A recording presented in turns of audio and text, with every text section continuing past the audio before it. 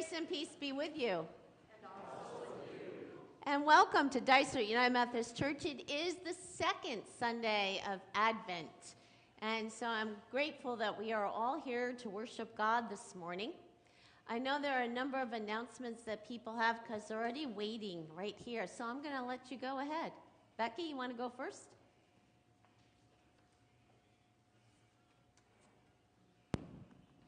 Good morning. First announcement is, as mission chair, if you took any tags off of the 3 angel trees, please have those returned to the church by this Wednesday, December 10th. Our families come in on Saturday the 13th. And second, as UMW president, we are going to change how we do our morning coffees. We're going to have coffee and cookies, and I have a sign-up sheet. Instead of having our co-chairs and the service groups take care of the morning coffee, we're going to give you the opportunity to sign up. And you can sign up through March 29th of 2015. So I will pass this around. Thank you.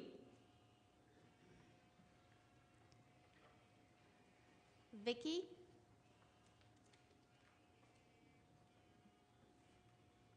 Good morning again. It's that time of the year again, in case you haven't noticed, and it's a wonderful time of the year. And last year we passed around a gift box to give to our many people that help with our church, the custodians. Vicki, I just want to tell her that we do have a fund for the volunteers. This is for the staff, custodian. This is for the people that work for us in our church, the custodian, Sheila Katouche, Pastor Linda, and Rita Callahan, our secretary. And you guys did such a good job last year helping us out. It'll be a monetary gift. It will be divided with the people that work for us in our church. I'm going to pass it around, and if I've caught you off guard today, that's okay. We're going to pass it around next week, too. So it'll be 2 weeks in a row. And please do what you can. It's just a wonderful way. And where else can you get 3 Christmas gifts done in 1 hour? That's better than Black Friday. Oh, Vicki. So thank you very much. Well, thank you, Vicki. And we do, as I so rudely interrupted her this morning, we do also have funds in our budget where we also share with Dysart dollars for our many, many volunteers that help support the ministry of the church. Tom. I'm Tom Brandt. I might be stepping over my bounds, but I've talked to Becky. And this coming Saturday, the North Tama Food Pantry over in Traer will be stocking or putting together the bags and deliveries for those in need. And she asked me to put out the call for high schoolers.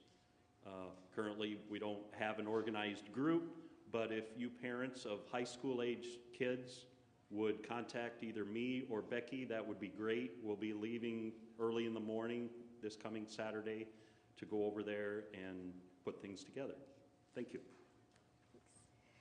Today is Communion Sunday. On the table, Christ is the host at the table, therefore all are invited to share in the table, in the bread and the juice. We also have a communion offering this Sunday, and it is for justice for our neighbors. And we have a short video about justice for our neighbors.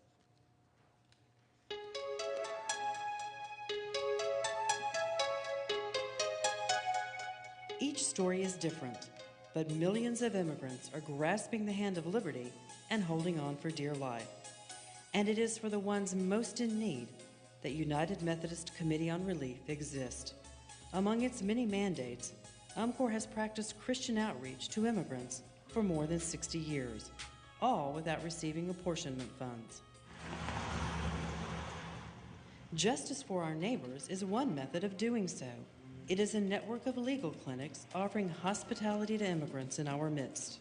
UMCOR does lots of really important work around the world in the wake of tsunamis and earthquakes and hurricanes. But UMCOR also does really important work here in the United States. And this is just one of those really important ministries. What are your spoken languages? English and Persian. Here at First United Methodist in Grand Rapids, Michigan, Mustafa seeks help to become a permanent citizen. He fled Afghanistan with his family and has lived here since before 9/11. Through the help of UMCOR, Justice for Our Neighbors will provide free legal representation for him. And his case looks good. But for many others, there's not much that can be done. In a program like this that's providing really high quality legal services, even that information, no, you're not eligible to apply for permanent residence, no, you shouldn't apply for citizenship because of this complication in your background, that's really empowering, important information for somebody to have. Justice for Our Neighbors often handles cases that would otherwise fall through the cracks. Particularly the most vulnerable immigrants, such as immigrant women who are victims of domestic abuse, immigrant children who are unaccompanied by their parents or other adult caregivers, refugees and asylum seekers that are fleeing persecution in their homelands on account of either their race, religion, political opinion, or membership in a particular social group, and families that are divided by international borders. Oh my goodness, you have so many kids. Why didn't they come with you? If the government arrested me. Emmanuel and Musa are refugees from Eritrea, a small African nation teetering on a fragile bridge of peace with neighboring Ethiopia. They are political refugees seeking permanent residency in the U.S. Justice for Our Neighbors will also work to reunite them with their families. Some ministries are proselytic ministries where we're trying to spread the gospel and really win people to Christ. Other ministries aren't proselytic ministries. We're not spreading the gospel as much as we're living the gospel. And it's what the church does because it's what the church is supposed to do. And that can be a very powerful witness as well because people can see, look at what the United Methodist Church is doing. Look at the sort of commitment that these United Methodists have to social justice. UMCOR administers the program with an emphasis on volunteerism. Clients first meet with volunteers where a variety of needs can be assessed. It's a model of hospitality and advocacy. It's really a fascinating ripple effect. You have a training, you train 10 volunteers who are each going to do an intake. Then all of a sudden they've learned about the justice problems with immigration. You now have 10 people who go to their workplaces and talk about immigration, how it needs to be reformed, who struggle personally with their faith and issues of law. What is it that you want to accomplish? We need help. In this time of heated political debate, it would be easy to reduce the question of immigrants to a black and white issue. But in between black and white lie lives and circumstances that seem to be missed in policy debate. Inez fled Bosnia because of religious persecution. She's recently married to a non-U.S. citizen. She's hoping the court will tell her, "You can keep your husband." Stories of reclaimed lives emerge every day. I come from Jordan. Jordan is in the Middle East. Maytha married an American who turned abusive. I didn't have a green card. I didn't have any papers that would show that I am legal in this country. I was very insecure that one day I will end up without my children. And then friends introduced me to Justice for Our Neighbors. Laura Rampersad has watched her blossom since being helped by the clinic. Maytha had a hard struggle. There's more to this story, and my husband, Jim Davis, would like to just say a couple of words about our local. You just saw a video from Grand Rapids, Michigan, but Jim's going to speak. In Iowa, we have 2 attorneys, and you saw that the attorneys meet in churches. So we have those 2 attorneys, and we have sites in Cedar Rapids, Columbus Junction, Dubuque, Ottumwa, and I think I'm missing one more. Oh, Storm Lake.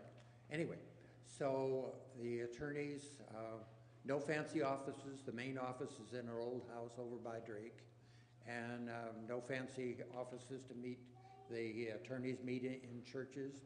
No fancy salaries. All of the attorneys work for home missionary salaries, even though they are graduate licensed attorneys and all bilingual and all have experience and specialization in immigration law. You may have noticed in the newsletter the kind of alphabet soup that, that we're dealing with. That's because every time a new group comes to the United States, Congress passes a new act especially for them, and those laws just aren't consistent with one another.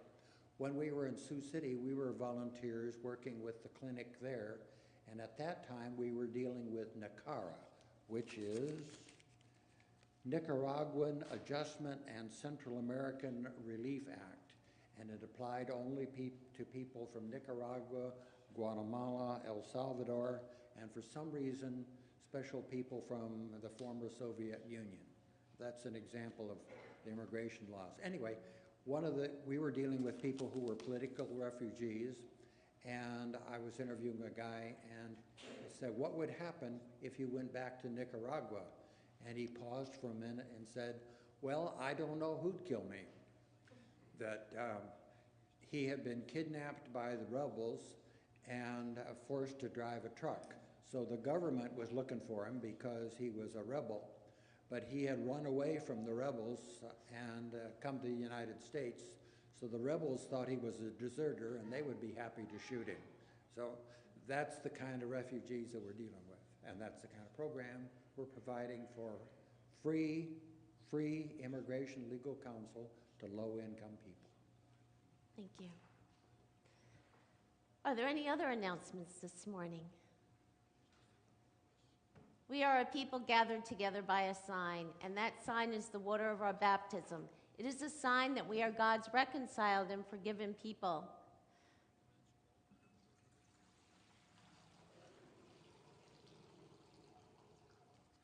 And as God's reconciled and forgiven people, let us worship God.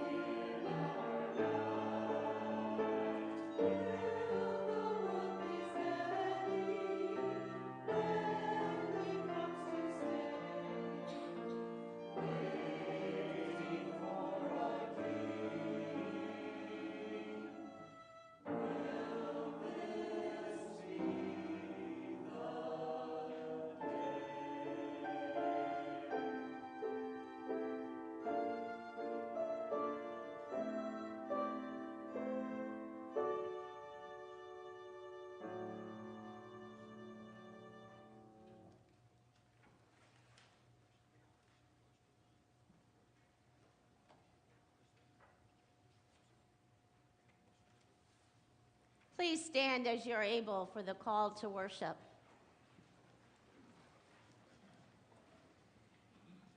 This morning, we will be lighting the second candle on the Advent wreath. It's the candle of peace. So, people of God, come, for the light of peace beckons us together. In the wilderness, a word of comfort is spoken to us, inviting us to follow in God's way. Come, people of God, let us follow this new light. Let us listen to the voice crying out for our attention, calling us to participate in the journey of this Advent season. How shall we follow when the path is bumpy? How shall we respond when the voice is not clear? How shall we participate when the rough places of our lives challenge and divert us each day? How can we be the people God has called us to be? The lights of hope and peace are lit in our midst. God will use these lights to show us the way. In our worship, let us become the lights of hope and peace, believing that through our love, God can use us to show the way. So come, let us worship. And please join with me in our opening hymn, which is Lift Up Your Mighty Head, Mighty Gates, Your Mighty Gates. It is hymn number 213. We're going to sing verses 1 through 3.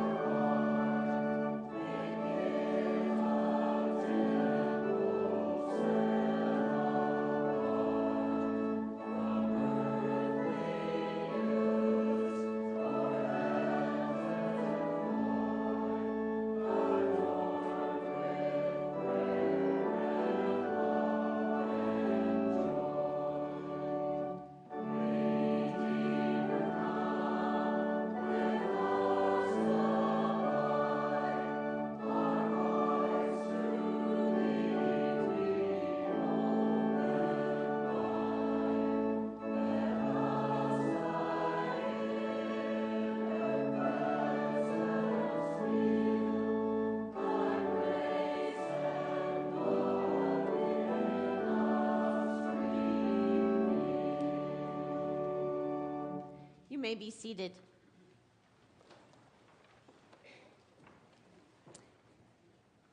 From the wilderness of our world, we come to worship. From the aloneness of our solitary lives, we gather now as one people. From the challenges and winding roads of our ever-changing, ever more complex world, we come to the peace and calm of this sanctuary. We come with intention, and we bring our deep longings, and we